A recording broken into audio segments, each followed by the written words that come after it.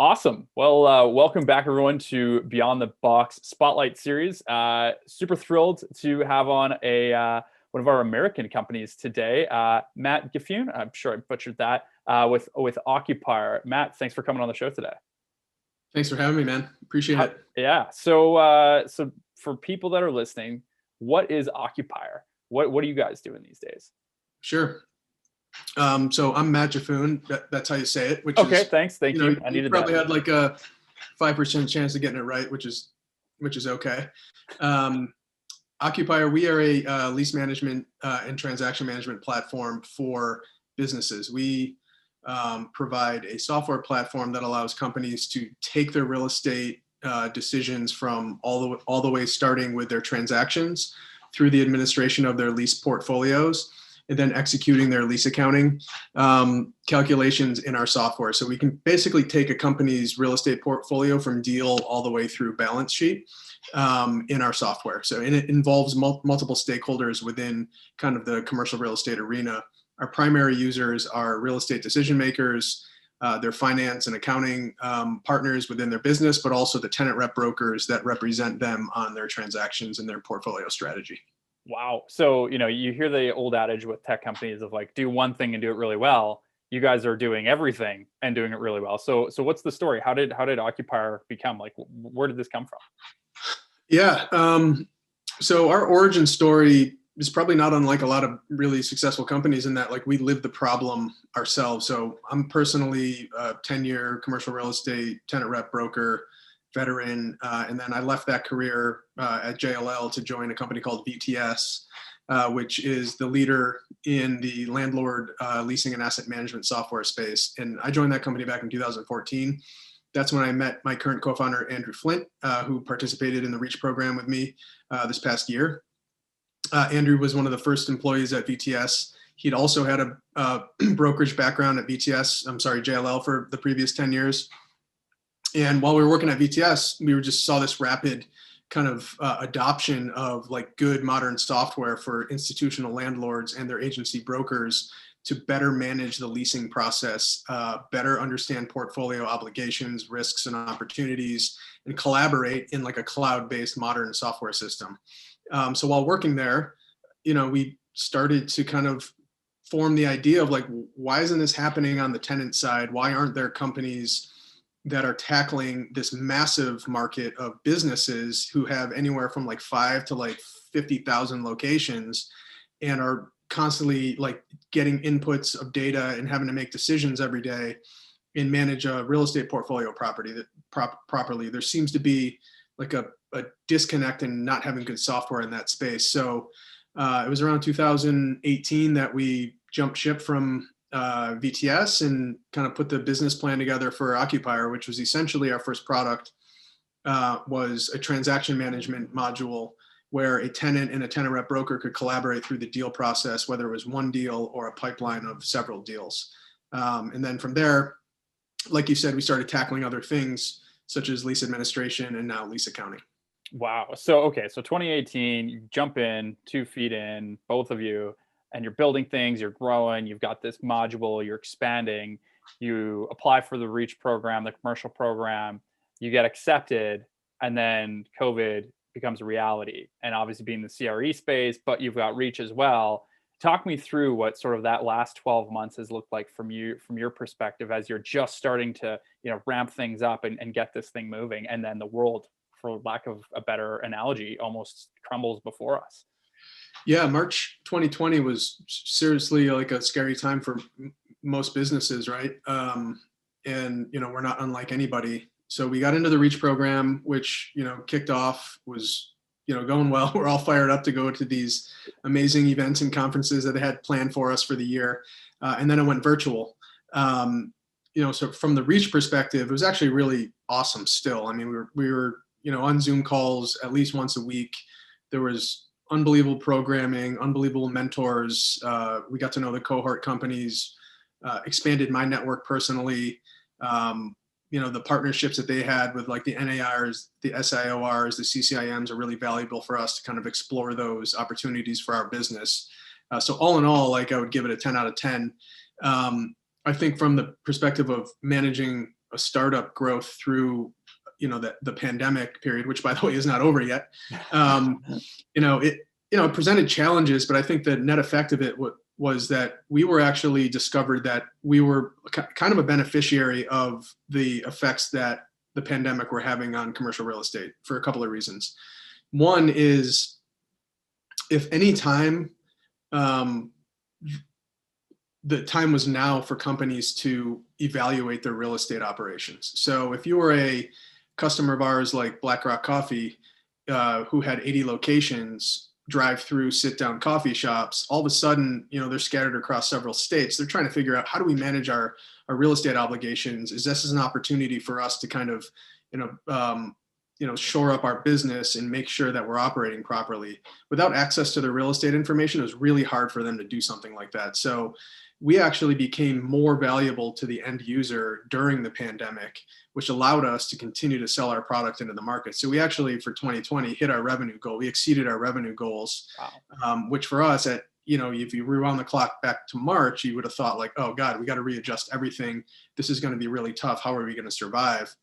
So a combination of, the commercial real estate space being really behind and a laggard allowed us to be kind of an element of digital transformation for a lot of these companies. Well, and that's one of the things that I think you hear a lot, is how this has sped up the adoption of technology. And I think, obviously you saw that, but I guess I'd be curious, it sounds like it also expanded your addressable market to new areas where otherwise, maybe it would have come on a much later, but now had this need. Is that an accurate assessment of what sort of transpired?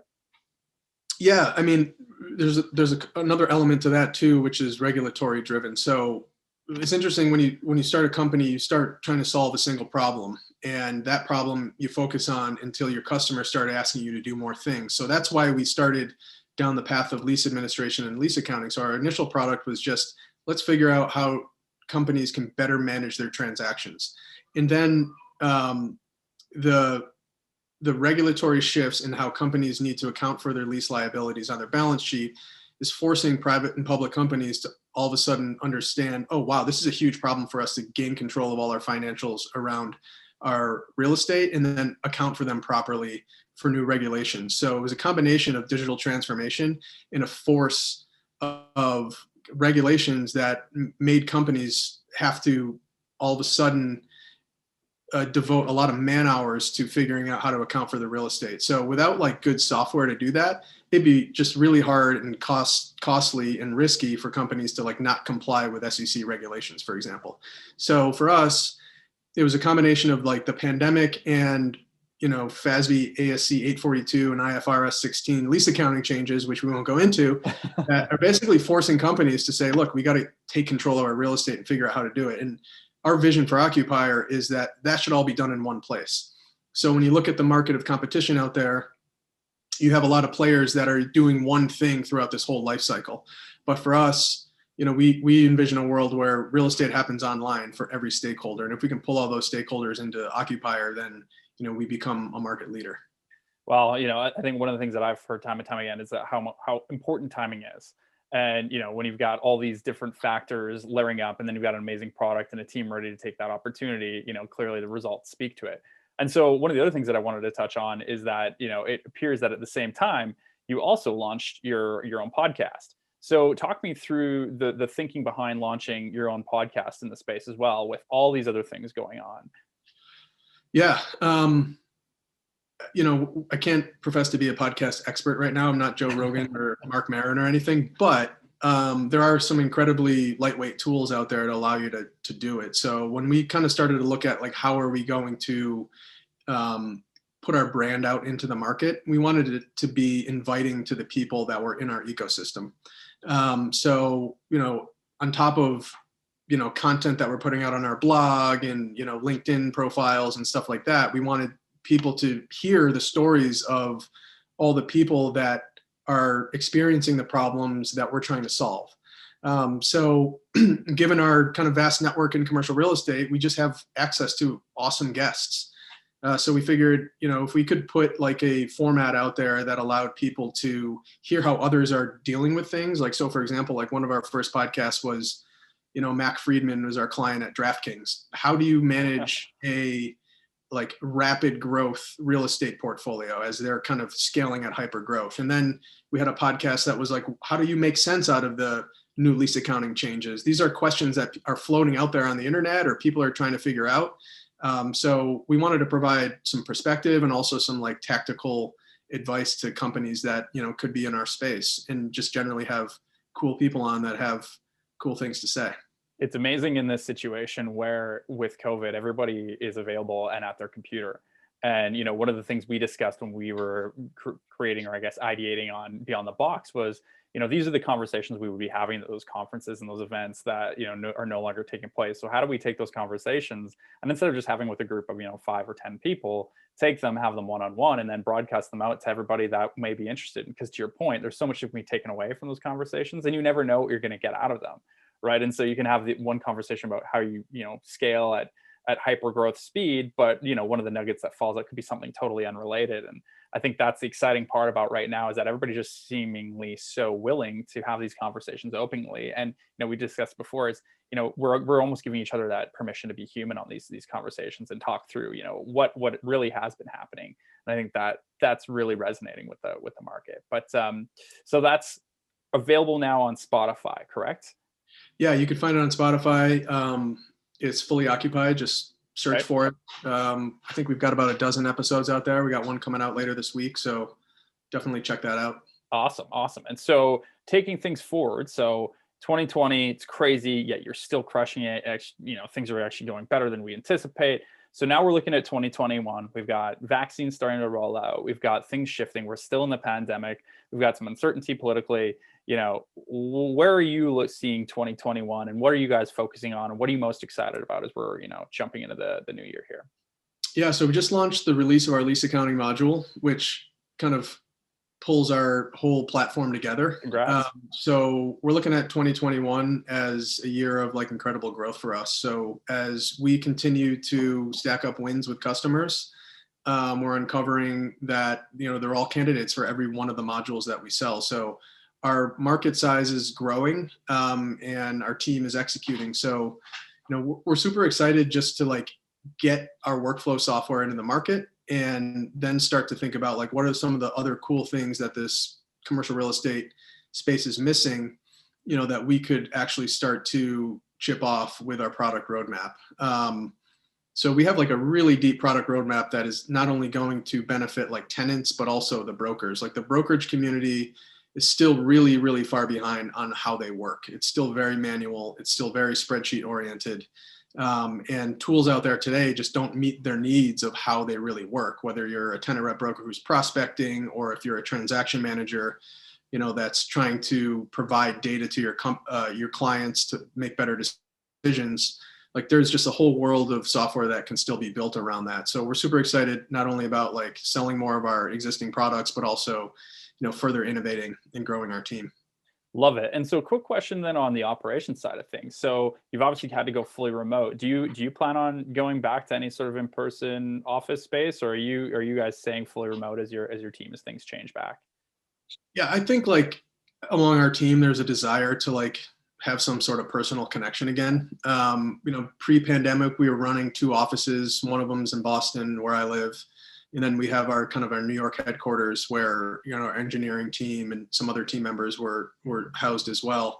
And, quite frankly, everybody was like really pumped to go into work every day and like hang out with their team members. I mean, I think that's the most basic way to put it, is like, you just want to be able to like turn to your coworker and have a conversation. So I think like we'll probably have some sort of hybrid model as it goes forward. I mean, we're only, 10 people. So it's not like we have this massive like Google like workforce decision to make. But I think within the pandemic, it's given a lot of people flexibility to kind of like work how they want to work and like live how they want to live. And the lines have blurred a lot. So as people have gotten used to being able to kind of plug in at home and not have to go through the morning routine of rushing to work and commuting, maybe that's like 2 days a week or 3 days a week. And, but we're always going to have some sort of like home base where people can kind of come and, congregate and have meetings and just, get to know each other better. It's funny, having asked that question a few times, it seems as though each industry has its own like natural connection point, whether it be weekly, monthly, every quarter, but there's always that human element, right? And Zoom is great. And I can't imagine trying to go through the pandemic without a FaceTime or a Zoom or Skype or something like that. But it's still interesting how we still have that desire to go back. But hopefully that day will come soon. So to wrap things up here, how do people get in touch with you? How do they, try out Occupier? How do they learn more about what you guys are offering here to the industry? Yeah, sure. I mean, the simplest way is just go to occupier.com. If you're a broker or an end user of real estate, just click request demo, and one of our sales folks will get you hooked up with a product tour. You can check out our blog, which is just on a blog link on our website, and of course you can tune into the podcast, subscribe to that, and like listen to some of the conversations that we've had with customers, with people in the industry. And then check us out on LinkedIn. You can follow our page.